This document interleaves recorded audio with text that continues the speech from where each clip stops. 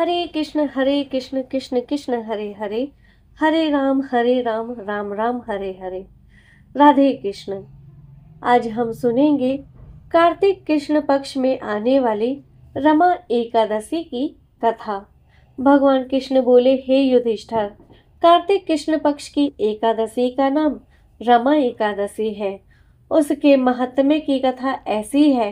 एक मुचकुंद नामक राजा सत्यवादी और विष्णु जी का भक्त था।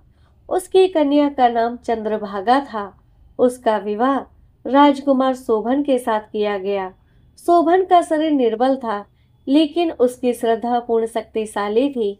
एक दिन शोभन ससुराल में था और रमा एकादशी आ गई। मुचकुंद राजा ने ढिंडोरा पिटवा दिया कि आज सब प्रजा को उपवास करना होगा। हाथी, घोड़े, ऊंट इत्यादि पशुओं को भी अन्न मत देना।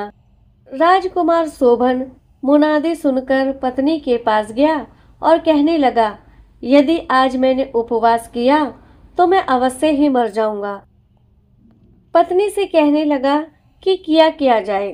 पत्नी बोली, यदि उपवास की शक्ति नहीं है तो यहाँ से किसी दूसरे स्थान में चले जाइए। शोभन ने उत्तर दिया, यह बात निश्चित है कि मेरे शरीर में उपवास की शक्ति नहीं, परंतु श्रद्धा भक्ति मेरे मन में पूर्ण है।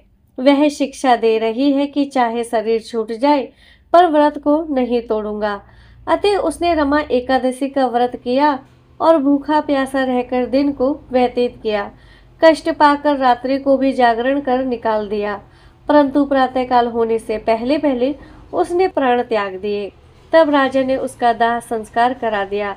चंद्रभागा को सती होने से पिता ने रोक दिया और वे अपने पिता के घर में ही रहने लगी। व्रत के प्रभाव से शोभन को इंद्राचल पर्वत पर रतन जटित उत्तम देवनगर प्राप्त हुआ। यहाँ इंद्र के समान वह आनंद लेने लगा। गंधर्व और अप्सरा उसकी स्तुति किया करते थे। एक समय मुचकुंद के नगर का रहने वाला एक सोम शर्मा नाम का ब्राह्मण तीर्थ करने को घर से निकला। घूमता घूमता उसी नगर में पहुंच गया जहाँ राजा मुचकुंद का दामाद स्वर्ग भोग रहा था। वह उसे पहचान गया और उससे पूछा, किस प्रकार से यह उत्तम नगर आपको प्राप्त हुआ है? कौन से पुण्य का फल प्रकट हुआ है? शोभन ने उत्तर दिया कि यह सब रमा एकादशी व्रत का प्रभाव है। मेरे जन्मों के अनंत पाप नष्ट हो गए और यह अनुपम नगर प्राप्त हुआ, परंतु यह नगर अध्रुव है। ध्रुव बनाने की शक्ति केवल मेरी पत्नी में ही है, अतः उसे शुभ संदेश अवश्य देना। ब्राह्मण ने घर आकर चंद्रभागा से सब समाचार कहा और उसे मंदराचल पर्वत पर मुनि वामदेव के आश्रम में ले गया। मुनि ने चंद्रभागा को मंत्रों द्वारा अभिषेक किया। वह दिव्य शरीर धारण कर पति के पास चली गई और पति से कहने लगी, मैं जन्म से एकादशी का व्रत करती रही हूँ। उसके प्रभाव से आपका अनुपम नगर ध्रुव लोक के समान अचल रहेगा। हे युधिष्ठिर, इस महात्म्य की कथा सुनने से मनुष्य के सभी पाप नष्ट होकर उसे विष्णु लोक धाम मिलता है। जो भी भगवान विष्णु के लिए इस दिन उनके परम पवित्र नामों का जाप करता है, गायों की सेवा करता है, धाम के दर्शन करता है, भगवान विष्णु प्रसन्न होकर माँ लक्ष्मी के साथ उस मनुष्य को स्थिर लक्ष्मी का आशीर्वाद प्रदान करते हैं। रमा एकादशी कृष्ण पक्ष के कार्तिक में आती है। कार्तिक मास में जो तुलसी द्वारा भगवान का पूजन करता है उसके 10,000 जन्म के पाप नष्ट हो जाते हैं। जो पुरुष कार्तिक में वृंदा का दर्शन करते हैं वह 1000 युग तक बैकुंठ में निवास करते हैं।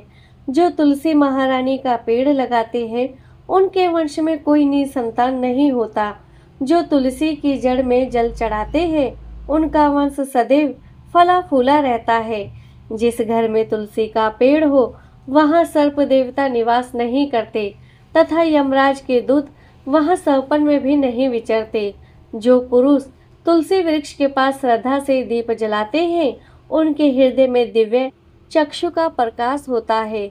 जो शालिग्राम की चरणोदिक में तुलसी मिलाकर पीते हैं उनके निकट अकाल मृत्यु कभी नहीं आती, सर्व व्याधियां नष्ट हो जाती है, पुनर्जन्म को वह प्राप्त नहीं होता।